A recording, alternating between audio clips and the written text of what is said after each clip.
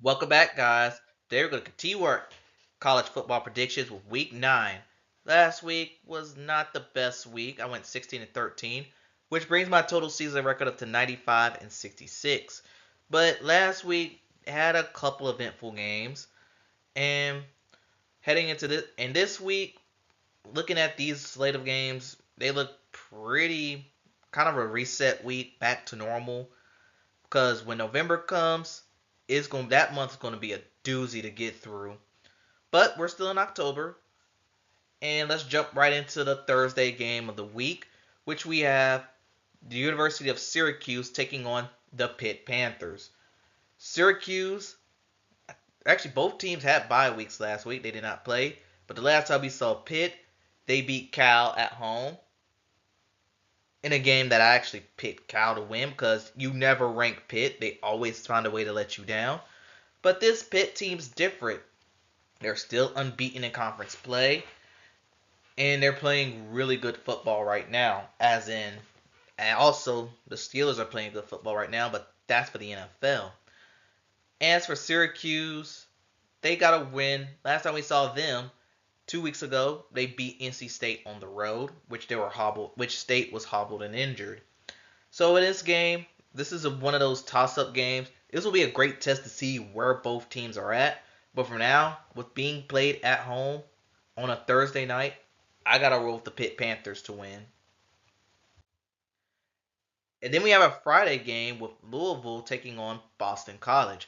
Louisville, tough loss against the University of Miami. As for Boston College, they lost on Thursday night last against Virginia Tech. And do everyone remember when Boston College was one of the ranked teams in top 25 teams in the country, and they pretty much came after they beat Florida State? Those were some good times. Boy, did that looks pretty much a distant memory. Now Louisville's favored by a touchdown at least, and I could go with Louisville to win. I think you know what, this game is actually more of a toss-up than you think, cause it's at home. It's a Friday night game. I actually kind of and I can see this go in any direction, but I do think Louisville is the better team in this situation. I gotta go with the Louisville Cardinals to win.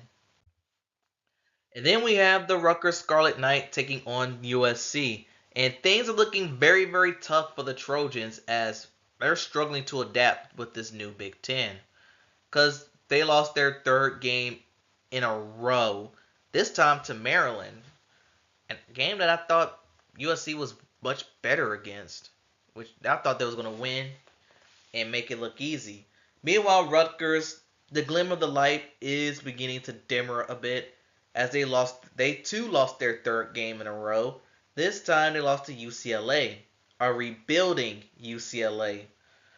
And with this game being played all the way in Southern Cal and USC being a near two touchdown favorite, I have no choice but to go with the Trojans. But if Rutgers win, oh boy, it will not be a good look for Lincoln Riley. I'll say that. And now we're on to Saturday's slate of games, where Georgia Tech will be taking on Virginia Tech in the Tech Bowl. Georgia Tech, they did not have Haynes King last week. He was out with, I believe, with an upper body injury. And without him, Georgia Tech had a hard time overcoming the Fighting Irish. Meanwhile, Virginia Tech, things are beginning to piece together as they got a win over Boston College, a decisive win over Boston College. And this team, they've been playing pretty good. Finally got some momentum for them. And that's exactly what I'm basing this game off of. Who has momentum? Even though I will say about Georgia Tech, if Haynes King does play in this game, I could lean towards Georgia Tech. But because Virginia Tech, they're playing really good football right now, I got to go with the Hokies to win. And on the other side of Virginia, we have the South oldest rivalry with the University of North Carolina taking on Virginia. And for North Carolina, last time we saw them 2 weeks ago, they lost to Georgia Tech on a walk-off touch. on a walk-off 61-yard run. Seriously, who gives up a 61-yard run in the waning seconds? Also, rest in peace to Tylee Craft as he passed away. Almost, I think, minutes after the game it was announced that he passed. Rest in peace. Meanwhile, for Virginia, they went on the road and lost to Clemson, and while they did put up some garbage time touchdowns, they were they pretty much lost to the better team. And with this game being played in Virginia, and if I recall last year, this was the game that caused the Tar Heel descent. As if you don't know, Virginia beat this team in Chapel Hill, with the Tar Heels being the 10th ranked team in the country. They beat them in Chapel Hill like 31-27, something like that. And in North Carolina pretty much have not been right since. But even though this game will be played in Virginia, call me delusional, I have to pick the North Carolina Tar Heels to win this game because they're coming off a bye week. They had a chance to figure out their defense, which has been pretty much a turnstile this year. And if they can feed Amari and Hampton and Jacoby Criswell can limit the turnovers, this team, I could see the Tar Heels winning this game. Call me crazy, but my bias is leaning towards the Tar Heels. And next we have is Nebraska taking on Ohio State. Nebraska is struggling, and I'm just going to keep this brief. Ohio State coming off a loss against Oregon. You're going to get the angry version of the Buckeyes. Next. And then we have Washington taking on the unbeaten Indiana Hoosiers. In this game, College Game Day will be at this one. So this is one of the rare weeks where my game of the week and College Game Day do not coincide. But for Washington, they're coming off a bye week. Last time we saw them, they lost to Iowa on the road. Indiana, they're the team that destroyed Nebraska last weekend. Man, this team they're playing very good football. Now their quarterback, from what I heard, I think his name is O'Rourke. He suffered like a finger injury, and I don't know how severe the ankle injury is, but he may be out for this game. But even though, despite that, Indiana has a really good running game, I'm gonna lean towards the Hoosiers to win. They're gonna go to 8-0. Who saw that coming? And then we have is Ole Miss taking on the Sooners. Oklahoma, man, brutal game last week against South Carolina at home. As I've been told, they're going back to Jackson Arnold for this game, and they fired their offensive coordinator after 7 or 8 weeks on the job. Ole Miss had a bye week last week, but last time we saw them, tough road loss to LSU that I called. And I will say the SEC is still in play given how chaotic this season's been. But I don't know. They're gonna have to run the table if they want a chance to travel to to Atlanta. And with the spread being 20.5, Ole Miss shouldn't have a problem with this game. But I do think Oklahoma, if they could regroup, this could be closer than what the people anticipate. And then we have Arkansas taking on Mississippi State. Mississippi State, I'll give them this. They're not playing that bad football.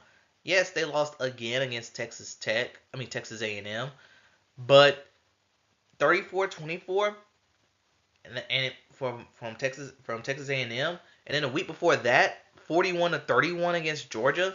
Now, some of these points are from garbage time, but Mississippi State, I hope Arkansas don't take them for granted because they're very, very close to where they want to be. Because Arkansas, I went with them for the upset against LSU. I thought it was going to be a trap game, but however, they got lambasted against the Tigers at night. So no trap. So LSU did not fall for the trap game. And looking at this game, it's a toss. I think this is more of a toss-up than you think. I'm taking Arkansas to win a very, very close game. Mississippi State, I will not count them out in this one. And then we have Illinois taking on the Oregon Ducks. Now the number one ranked Oregon Ducks, coming off of a shutout win over Purdue, which is not that hard to do. And Illinois, best uniforms of the season that I've seen, which was like a 1920 something throwback, and they put the leather helmet as their actual helmet. I love that uniform. I hope someone someone at EA Sports College Football 25, can y'all put that uniform in the game? That will be very, very wonderful. But outside of that, Illinois did get the win over the reigning champs, Michigan. But Oregon's as the number one ranked team, 21-point favorites. I expect this to be a bit of a defensive battle because Illinois, they played a really good defensive game against Michigan. Again, not that hard to do. But I do think Oregon has enough on the offensive side, offensive talent to get over the hump over the Illini. But I do expect a decent game, and I don't really expect Oregon to cover. I'll say that. Now we have Maryland taking on Minnesota, and Maryland beating the Trojans at home. Minnesota, I don't think they played last week, but last time we saw them, they went on the road to beat UCLA.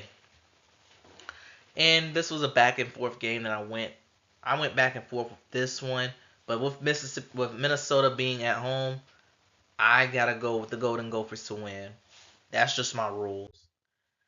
Oklahoma State will be taking on Baylor, and Oklahoma State, they played a decent game against BYU, but it was not enough to send them to their fourth straight loss in the season. Meanwhile, Baylor, I mean, where has this Baylor team been all season? They put up 59 points against Texas Tech on the road at that. So, it looked like Baylor finally woken up, realized they have talent on their roster, and they played their best game of the season, probably the best game they played in 2 years. So, I do think Baylor could feed off of that momentum, and I'm going to roll with them to win this game. And then we have Wake Forest taking on Stanford. Wake last week, they played a non-conference game against UConn on the road, and they won barely. But hey, the win's a win. And Stanford, right now, they look like the worst team in the ACC as they lost again in blowout fashion to SMU. Now in this game, this one is actually going to decide who's the worst team in the ACC.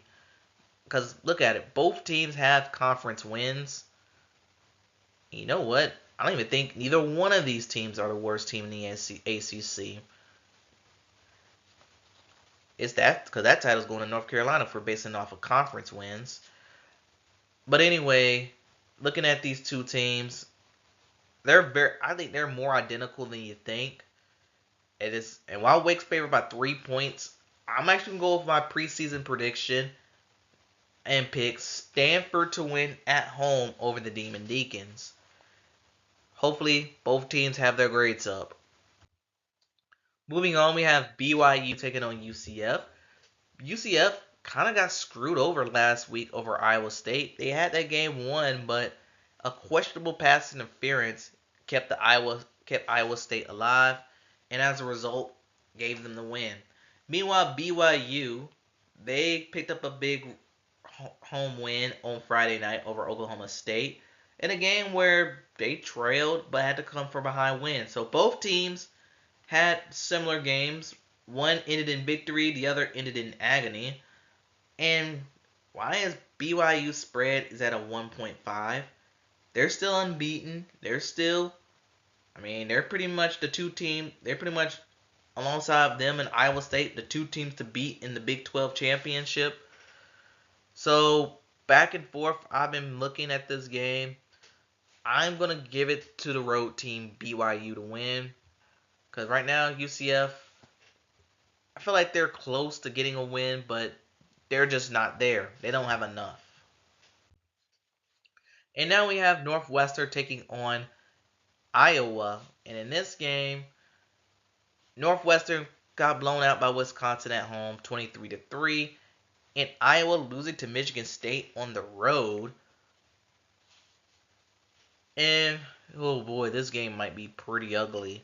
Home game, I'm pretty much expecting to score. I'm expecting, while they're giving Iowa a 14-point spread, I'm expecting 14 points to be scored the entire game amongst both teams. So, yeah, this game,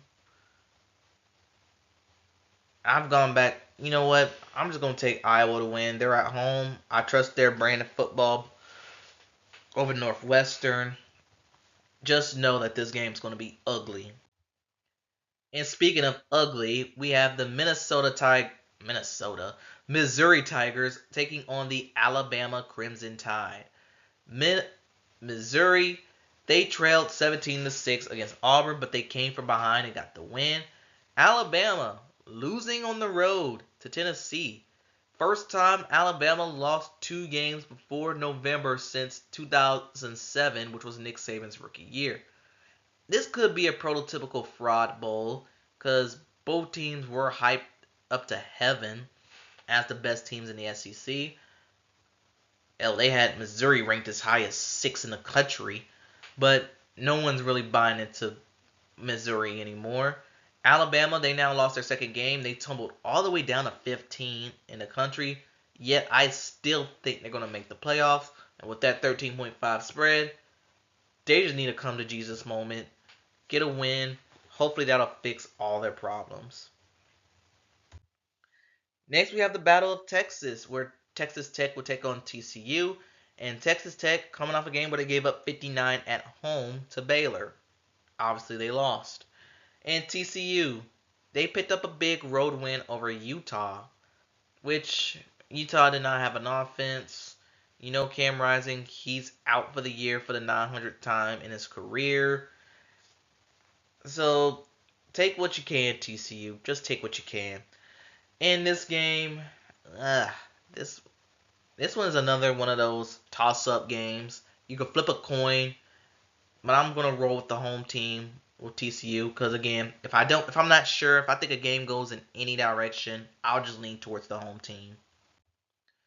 And then we have the once number one ranked Texas, now ranked fifth, taking on the now 25th ranked Vanderbilt in their 10,000 dogs. Vanderbilt, okay, they might have. Well, I did say they had 10,000 dogs, but they kind of lost a few of them against Ball State. They struggled a bit, but in the end, they got the W.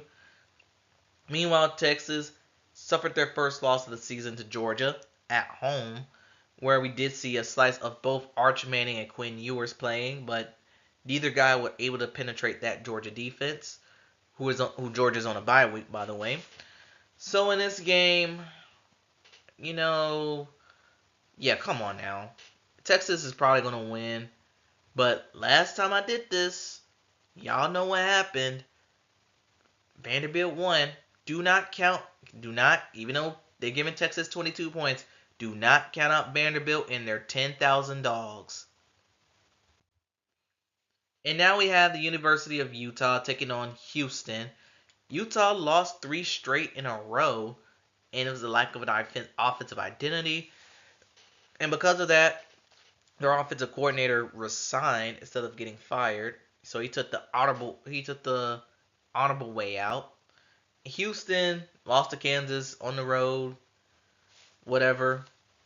I think Utah will get back on track. Give them a win. It shouldn't be that hard. And now we have Florida State taking on Miami in a rivalry game. And for Florida State, they lost again to Duke. And check this out. If they lose one more game this season, they will not be going bowling. So imagine being the 10th ranked team in the country to not going to a bowl game. That will be the epitome of the most disappointing team in college football history. Meanwhile, Miami, they did pick up a road win over Louisville. Cam Ward looked good, but that defense, that defense need to come to Jesus moment because against Virginia Tech, they're giving up 34 points. California, they give up 38. And then Louisville, they gave up 45. So someone need to have a conversation with that defense because Man, they do not look good. And it's because of the defense. I don't think Miami will cover in this game. I still think they're going to win, but I'm not sure that 21-point spread will be large enough for them to impact the bookies this week. Moving on, we have Penn State taking on Wisconsin. Penn State on the road picked up a win over USC. Offense finally opened it up. And Wisconsin last week, they got a road win over Northwestern. And like I said, this things have been picking up for Wisconsin. Third win in a row. Take what you can get, Wisconsin. I will not rule them out for winning this game.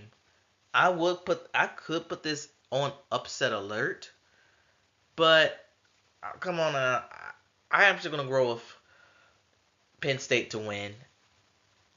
I can't go against them. Sorry.